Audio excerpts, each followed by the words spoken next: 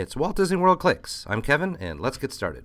We begin at the Land Pavilion in Epcot, where, as you can see, they've removed even more trees. They've been removing some foliage and trees for some time. Now the area is quite open, and foliage is really just ground level cover at this point. The Land Pavilion ride, Living with the Land, has had some changes over the recent years, including some additional trees and plants brought in. We've shown you some of those. These are some temporary exhibits from fall. I expect those to be gone pretty quickly. What is changing, however, is the final room, the hydroponics room. Now, this scrim is brand new, and it wasn't there the last couple of weeks I was there. This is the room where they do the hydroponics and they do the aquaculture. Now, there's the hydroponics still set up on the other side, the right-hand side of the boat. There's no plants going around it at the moment, however. The aquaculture is where they would have the integrated system where the fish and the plants would live together. No word yet on what exactly is replacing it. Some of the infrastructure is still there. The walk out of the Land Pavilion shows you the backstage area because they're still working on one of those escalators, so they dump you out next to the Imagination Pavilion. We're here at Club Cool to take a look at something new, but while we're here, we'll notice the hidden Mickeys that other people have probably noticed for years. Someone just pointed it out to me. We're here, of course, to take part in the brand new sodas at the Flavors Around the World. That's the Club Cool free sodas. And as you can see, there are different ones that have moved in and replaced many of your old favorites. We'll take a closer look at what they are. We've got the Pineapple Fanta, the Melon Fanta, Vegeta Beta remains, that was from Japan, Bibo, which is orange, strawberry, and peach, Sparberry, and then Inca Cola and Kuat. Now let's take a look at what the countries those come from. Now the Italy is still the Beverly. This is one of the holdovers. Greece is the Pineapple Fanta. Thailand is giving us the melon flavored one. Next to that is Japan with Vegeta Beta. This is also one of the holdovers from the previous set of drinks. South Africa, it gives us the Bibo. That's the orange, strawberry, and peach one. Zimbabwe is the home for the Sparberry. Peru gives us the Inca Cola, and Brazil is the home of Kuat. Now, this is what they look like. These are all the new flavors. The old flavors are not represented here. As you can see, they're quite colorful, and many of them are fruity in flavoring. At Norway, the Stave Church has been closed for a little while, but this sign is new, telling us that it's being refurbished. I heard reportedly it has something to do with an exhibit of the Frozen movie, maybe more of a behind-the-scenes. Now, speaking of Frozen, the Frozen characters have moved into Norway. We are here looking at the shop at the exit to the ride. It's now been covered over with the signs for the Norway exhibit. It says Princess Place, which means Princess Room, or Princess Place, I suppose, and this is in fact where the princesses are from the movie are located. There's a bit of an outdoor queue, and the way it works is you wait through that until your set time comes, and there's only a few sets per day, and then they let you directly into the room. So that first room is the meet and greet area. There's no indoor queue to it. It's all outdoors. And the signs make it obvious this is from Disney's Frozen, and that the signs themselves are somewhat temporary. We've heard it's only going to be here until early January. Now, this is what the set looks like, and they've obviously done a lot of work in this room. This was previously heavy, dark wood in this last room in Norway, last merchandise facility. And on this side, they had a big, giant sales counter there. So they did a whole lot of work to improve the area. And as you can tell, they really went all out with the trappings and made things look kind of rich and obviously brand new, because in fact, that's what they are. So these are the characters showing off their footwear in this particular shot. This is Anna, and this is Elsa. Interacting with you as you come in. Happy to pose for you or pose with you. There's a photo pass photographer there as well. You make your way out from there into the perfume room, which has some of the Frozen character merchandise for sale. And from there you go into this room, which has the troll, and the troll has long been here. He's a favorite photo opportunity for people. Now he's facing the exit doors behind me rather than facing people as they come off the ride. This is new for me, these picnic tables at Food and Wine Festival. I don't think they were there at the beginning of the festival, but obviously they're quite needed. A lot of people need places to sit and enjoy their food. During Food and Wine Festival, they often put out special decorations in the Germany Railroad set. And so take a closer look at these. You can see that some of them are still the older ones, but most of them are the newer style booths, which are highly customized by country. So I don't think these were out at the beginning of the festival, and so these are obviously newly created, or perhaps newly created for the festival and their new booths. They do have a long-standing tradition of putting up the posters for the festival in this area of the Germany model train set.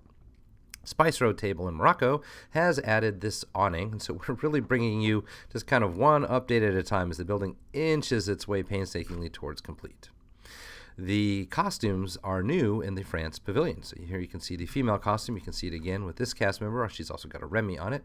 And then the male version of the costume next to that. So let us know what you think of the new costumes. We've also heard that they're getting new costumes in other places. Obviously, the American Pavilion got new ones. UK got new ones somewhat recently. We'll keep an eye out for more new ones as they come. I've heard recently as well that Fantasyland got new costumes recently. I guess that's kind of in the Peter Pan area. Or maybe it was PhilharMagic. Now, we are still, however, looking at Epcot. This is still World Showcase. This is the United Kingdom. And the back end of the United Kingdom, the Cherry Tree Lane, sort of based on Mary Poppins on this side. And this whole area here is brand new. The awning, the FastPass Plus, the 30 entrance and all of that. This is for the character meet and greet inside. It's Winnie the Pooh and Tigger, as you can see. I took a shot over someone's shoulder. Didn't see until I got home later that Tigger was in fact in mid-bounce in this picture, which I thought was an interesting set of timing, and interesting that the character would interact with guests that way. I thought that was neat. So the room is what's new here. They've refurnished at least part of the room. I think that maybe this backdrop part is the part that's new. And as you can see, it's kind of more in the color palette of Winnie the Pooh and the 100-acre wood outside. The room trappings itself haven't changed much. I think it's mostly just this watercolor look to it that refreshes as well the curtains and the paintings around the side. Most of the trappings around the outside have either been there or it didn't catch my eye as being new. I'm not in this room very often. It's kind of an every boy's room, or maybe every boy in England's room. Something of a Winnie the Pooh looking character there. But mostly it's a collection of toys and artifacts and explorer stuff and chess sets and maps and so forth, as though this were Christopher Robin's room. And there, in other words, his animals come to life, so to speak, in his own room is the main idea behind this meet and greet. It will become Fast Pass only in the new year. At the moment, it's still open to everybody. So we have switched over to Downtown Disney, and here you can see that Raglan Road has put up a tent. This is selling some of their merchandise. It might be related to the upcoming Festival of the Masters show. That's an art show that they put on starting next weekend. It's in early November. And they've moved the bench that you can take a photo with away from its normal spot because that's where the tent is at the moment. Now, there's something missing in this shot. The entire building for Fuego, which is that cigar shop next to Raglan Road, is now gone. We'll see that again in a minute. We are entering into the west side. I've been here before and seen this banner. Just haven't taken a picture of the banner. There's one on the other side saying Pleasure Island is behind that. What we are here to look at is the former Wetzel's Pretzels. Now, as you can see, it is behind walls and under construction, and the artwork makes no bones about what's coming in its place. We are to expect a Starbucks coming in spring 2014. Here's a reverse angle of that same building and a close-up of the Wetzel's Pretzels sign, as well as the ice cream. Now, since we're here, let's go have a look inside D Street to have a look at the new Vinylmations that have come out. These are for the Nightmare Before Christmas Series 2 and some of the holiday Vinylmations as well. And then they've got the Villains 2013 Vinylmation. I don't really know why they do this. Maybe they do it every year. This was new to me, that they're allowing you to trade not just Vinylmations, but the miniature ones as well.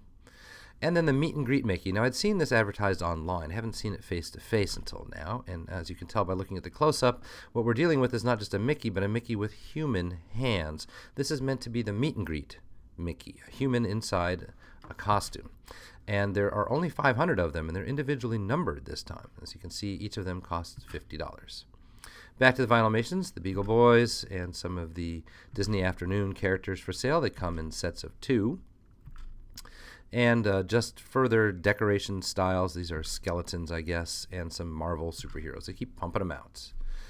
So I've not paid too much attention to the bridge next to the balloon before. Apparently it's coming all the way around Paradiso. That's Paradiso right here.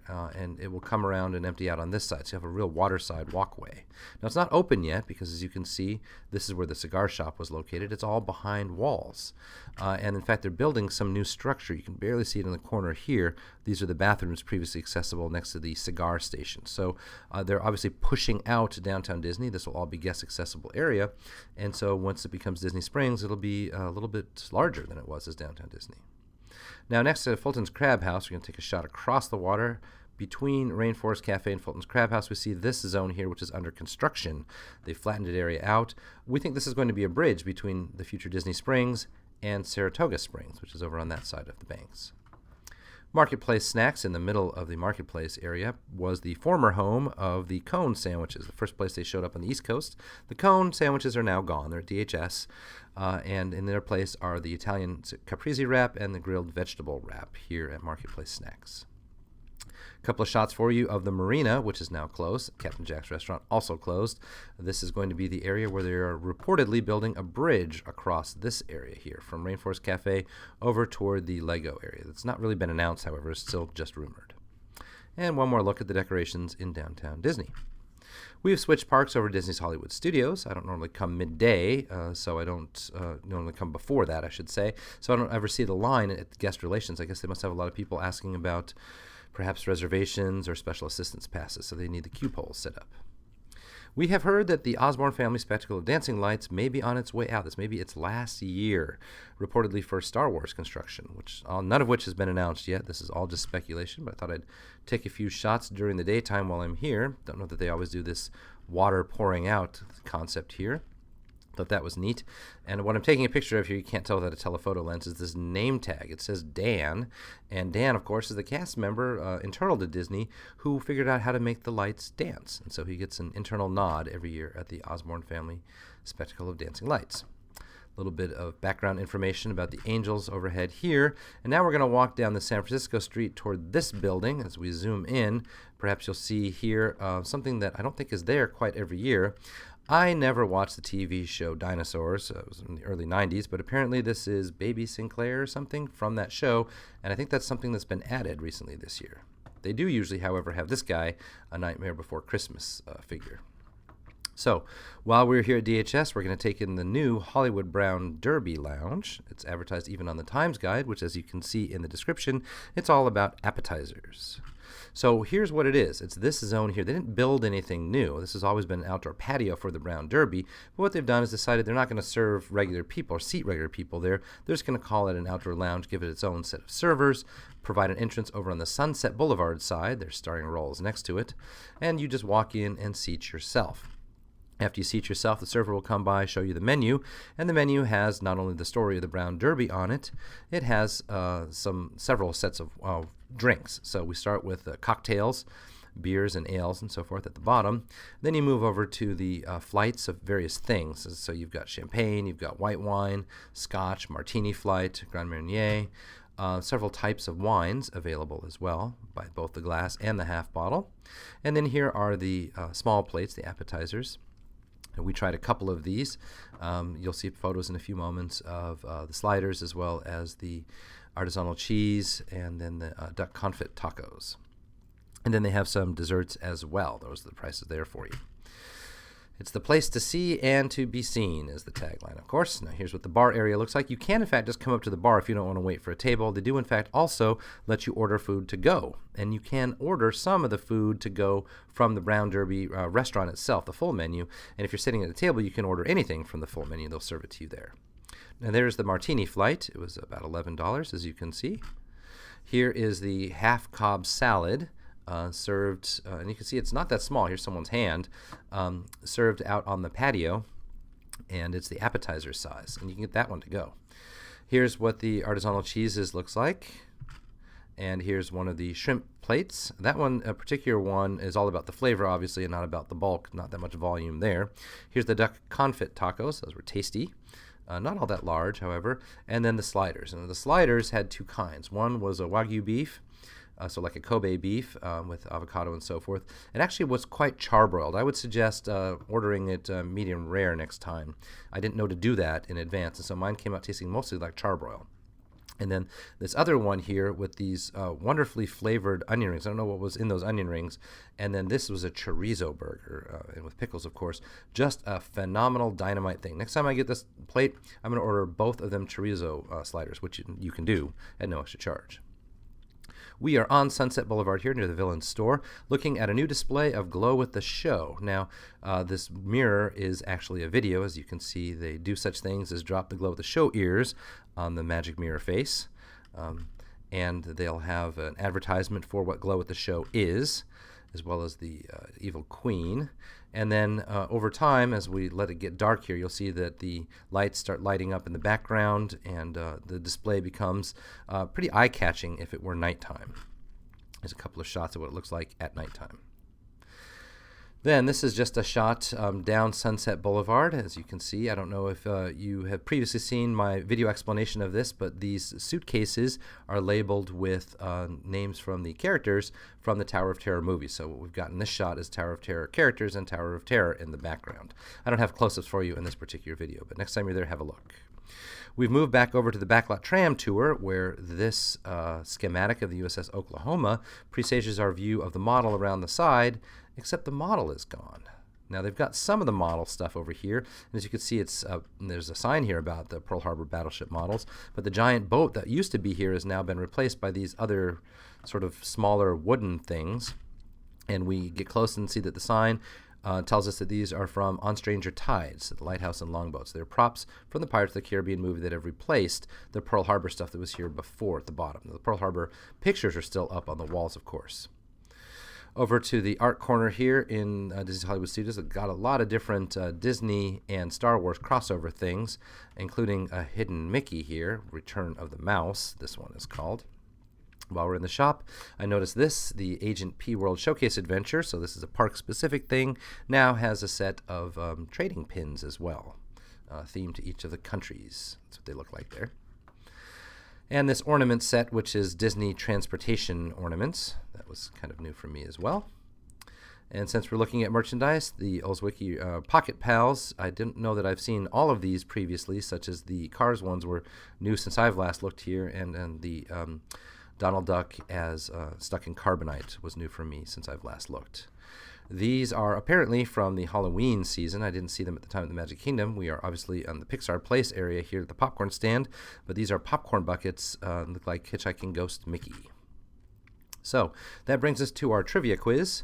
As you recall, we don't ask where in Walt Disney World is this, we say where in Walt Disney World was this. So last week, here was your challenge. Where in Walt Disney World was this? Several of you got it in the comments. This was at Downtown Disney. This is what it looks like this past weekend. It's the same post office drop box, and it's next to the World of Disney building on one end of the marketplace area.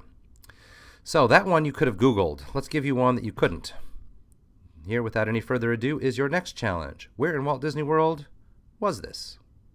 Leave your answers in the comments, and we'll see you next week if you're right. That does it for us this week. And you guys are great. Thanks for coming by. We'll catch you next time.